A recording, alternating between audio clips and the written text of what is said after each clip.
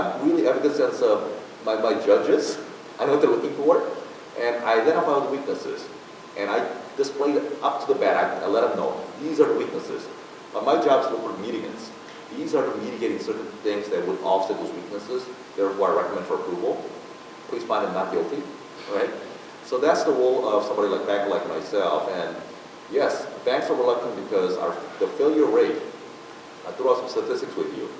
Failure rate of any startups, even under SBA financing, is well over 80% during the first 3 years. That's why we're reluctant. But we're encouraged to lend for startups because why? Up to 75% of every dollar we lend is given back by the government in case of default. So our risk is only 25%. But having said that, the SBA tells us to use prudent judgment and credit. If our loan goes sideways, they're not going to give us the authority to lend anymore. So hopefully that answers your question. Yeah. I wanted to add to that. I came from Silicon Valley Bank. It's a great bank. I think it depends on the company and on the sector you're going after. You know, the group that I used to be with when I was in Silicon Valley Bank was called the Emerging Technologies, which was lending to pre-VC funded companies. So there could be a situation, it depends on the business that you're in. So for example, if you're in the software space, you know, where your margins should be for a good, well-run software company should be at 80%. So if you got that kind of a cushion, you might not have to get, you know, a bank financing if you got a first few clients. That might be asset-based type lending if you don't want to guarantee. But you know, it all depends on having a very strong financial person in your team. You know, in fact, if you got a very strong, bankable technology type company, I would encourage not to go for a loan with a personal guarantee.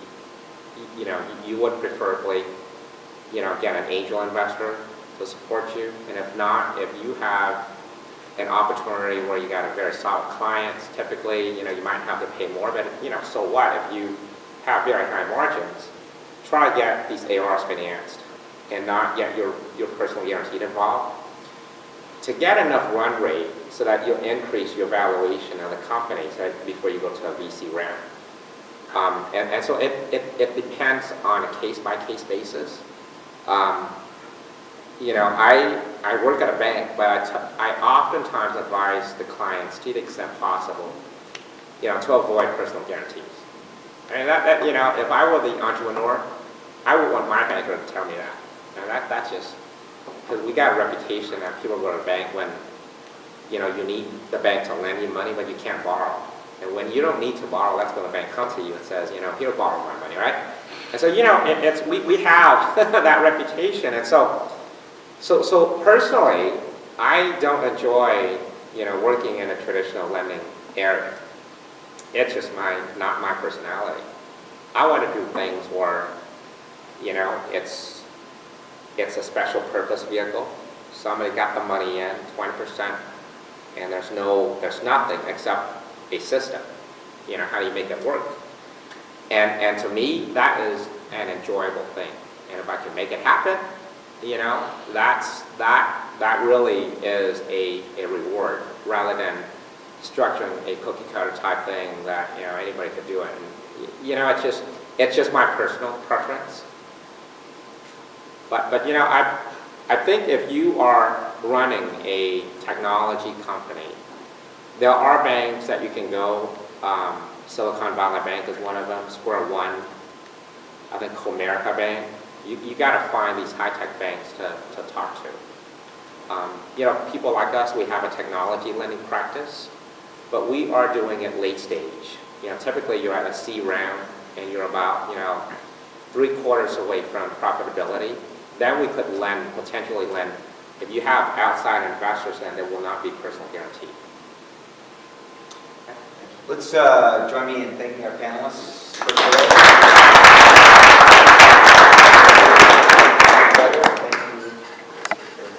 I am so happy with the panel today. Thank you, everybody, for your time and for a great discussion.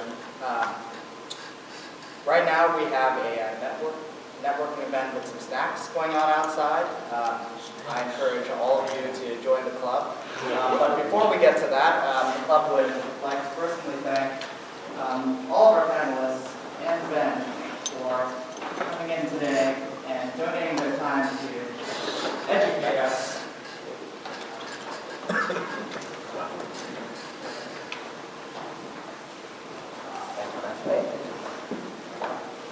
So this is some UC Davis olive oil. It's olive oil that is olive oil that is made here at UC Davis.